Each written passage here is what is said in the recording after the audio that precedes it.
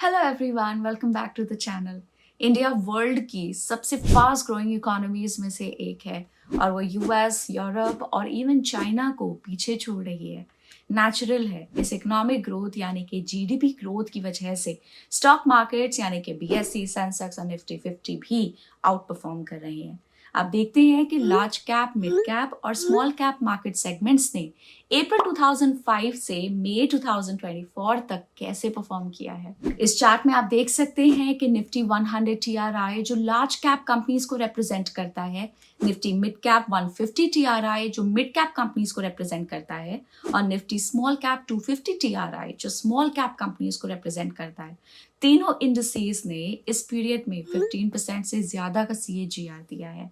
लेकिन इन market segments यानी कि large cap, mid cap, small cap में कोई क्लियर विनर नहीं है, क्योंकि अलग अलग टाइम में अलग अलग मार्केट सेगमेंट्स ने परफॉर्म किया है। क्या हम एक ही इन्वेस्टमेंट के थ्रू लार्ज, मिड और स्मॉल कैप मार्केट सेगमेंट्स में इन्वेस्ट कर सकते हैं और स्टॉक मार्केट के ग्रोथ का फायदा उठा सकते हैं? मल्टी कैप फंड्स जिसमें लार्ज, मिड और स्मॉल कैप स्टॉक्स का एलोकेशन होता है, एक अप्रोच हो सकती है। अब मल्टी कैप फंड कैटेगरी की एवरेज परफॉर्मेंस को देखते हैं ओवर 1, 3, 5 एंड 10 ईयर्स।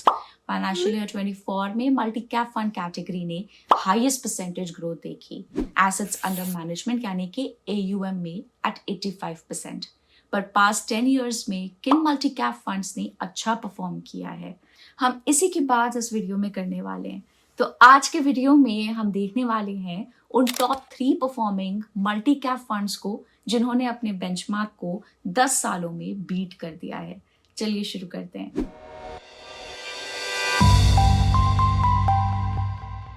अच्छा, पहले लाइक बटन को दबा दीजिएगा और हमारे चैनल को सब्सक्राइब कर लीजिएगा ताकि हमारे सारे इंफॉर्मेशनल कंटेंट पे आप अपडेटेड रह सकें।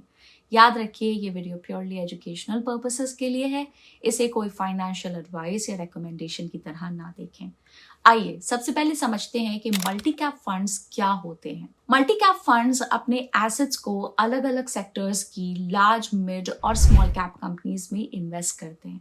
सेबी रेगुलेशंस के हिसाब से मल्टी कैप फंड्स को कम से कम 75% एसेट्स इक्विटी और इक्विटी रिलेटेड इंस्ट्रूमेंट्स में होल्ड करना पड़ता है और इन्हें अपने एसेट्स का कम से कम 25% each towards large cap, mid cap और स्मॉल कैप स्टॉक्स में एलोकेट करना जरूरी है।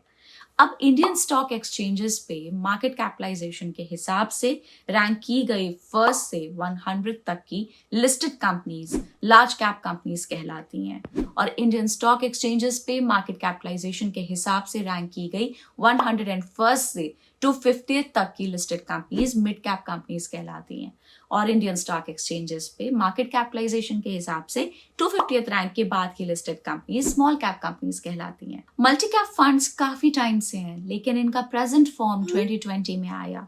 सेबी ने 2020 में मैंडेटरी कर दिया कि मल्टी कैप फंड्स अपने एसेट्स का कम से कम 25% ईच टुवर्ड्स लार्ज, मिड और स्मॉल कैप स्टॉक्स में इन्वेस्ट करें ताकि ये फंड्स ट्रू टू लेबल रह सकें। और सेबी ने एक नया इक्विटी फंड कैटेगरी इंट्रोड्यूस किया जिसे फ्लेक्सी कैप फंड्स कहा जाता है। कई म्यूचुअल फंड हाउसेस ने फिर अपने मल्टी कैप फंड्स को फ्लेक्सी कैप फंड्स में रीनेम कर दिया। अपने मल्टी कैप फंड्स को फ्लेक्सी कैप फंड कैटेगरी में शिफ्ट करना चूज किया क्योंकि ये फंड्स बिना किसी रिस्ट्रिक्शंस के लार्ज, मिड और स्मॉल कैप स्टॉक्स में इन्वेस्ट कर सकते थे। बिजनेस स्टैंडर्ड के अनुसार मार्च 2021 तक सिर्फ 10 मल्टी कैप फंड स्कीम्स बची थी जिनका टोटल AUM 20,300 करोड़ रुपीस था। अब जून 2024 तक 25 मल्टी कैप फंड स्कीम्स हैं जिनका टोटल AUM 1.5 ट्रिलियन रुपीस है।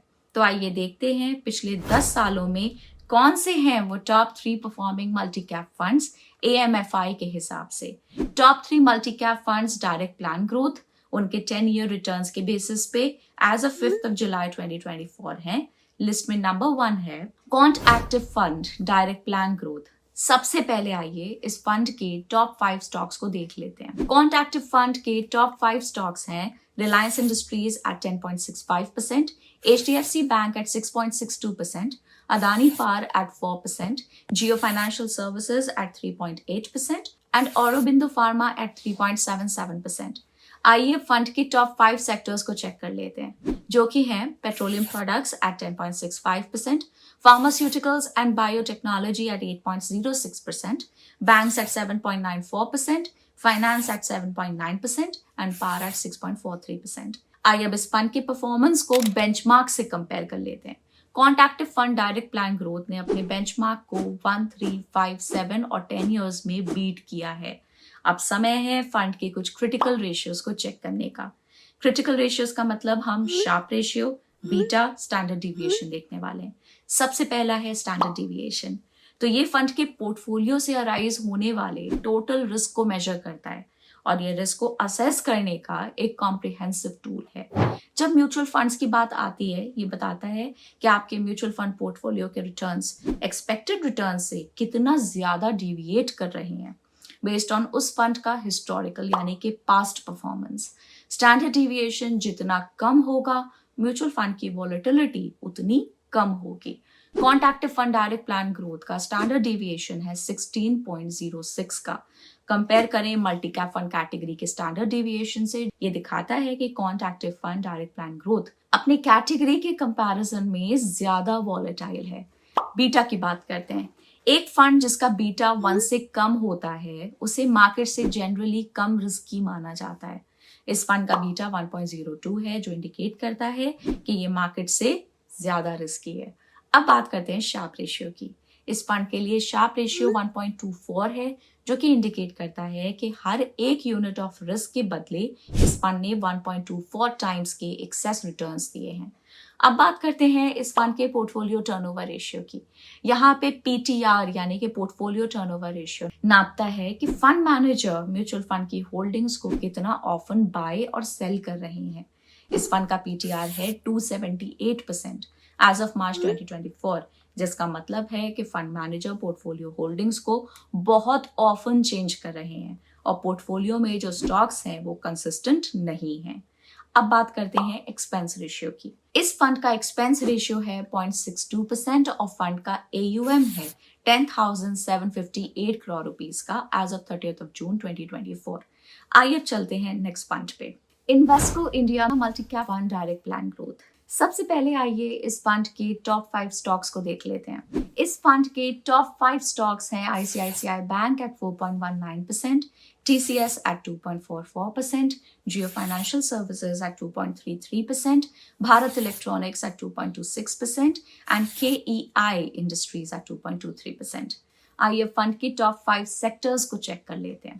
Banks at 12.65%, finance at 9.1%, pharmaceuticals and biotechnology at 8.56%, consumer durables at 5.87% और auto components at 5.67%.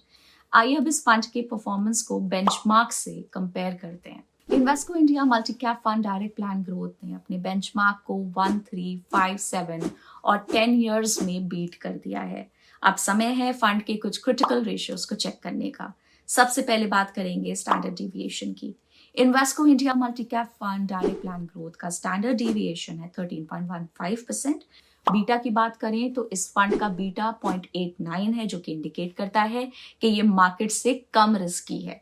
Sharpe ratio, इस फंड का शार्प रेशियो 1.13 है, जो कि इंडिकेट करता है कि हर एक यूनिट ऑफ रिस्क के बदले इस फंड ने 1.13 टाइम्स के एक्सेस रिटर्न्स दिए हैं। अब बात करते हैं इस फंड के पोर्टफोलियो टर्नओवर रेशियो की।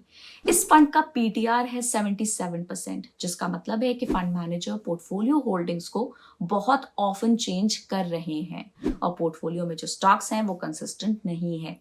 एक्सपेंस रेशियो की बात करते हैं। इस फंड का एक्सपेंस रेशियो है 0.66% और फंड का AUM है 3,623 crore rupees as of 30th June 2024। आइए अब चलते हैं इस लास्ट फंड पे, जिसका नाम है Nippon India multi cap fund direct plan growth. सबसे पहले आइए इस फंड के टॉप 5 स्टॉक्स को देख लेते हैं। इस फंड के टॉप 5 स्टॉक्स हैं HDFC bank eight 5.99%, Lind India at 4.46%, ICICI Bank at 3.58%, EIH at 3.32% and Reliance Industries at 3.13%. आइए फंड के टॉप 5 सेक्टर्स को चेक कर लेते हैं। Banks at 15.8%, leisure services at 7.29%, electrical equipment at 7.11%, retailing at 5.81% और auto components at 5.53%। आइए अब इस फंड के परफॉर्मेंस को बेंचमार्क से कंपेयर कर लेते हैं। Nippon India multi cap fund direct plan growth ने अपने बेंचमार्क को 1, 3, 5, 7 और 10 इयर्स में बीट कर दिया है। अब समय है फंड के कुछ क्रिटिकल रेशियोज को चेक करने का।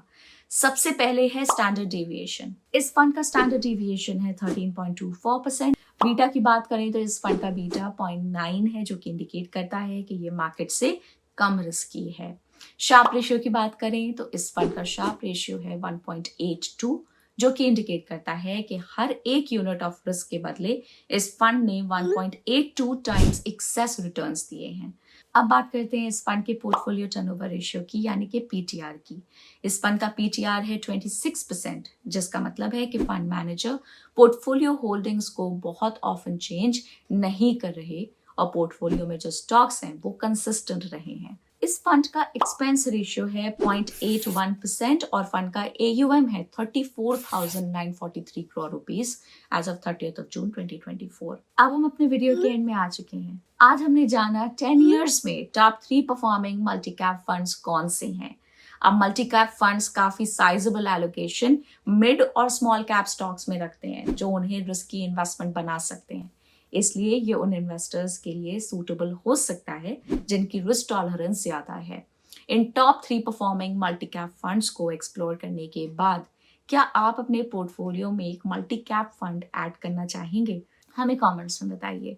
और इसके पहले कि हम रैप अप करें, अगर आपको ये वीडियो हेल्पफुल लगा हो तो इसको लाइक, शेयर और सब्सक्राइब करना, मतलब चैनल को सब्सक्राइब करना ना भूलें और अपडेटेड रहने के लिए बेल आइकन को हिट करें। Thank you for watching. मिलते हैं नेक्स्ट वीडियो में। Bye bye.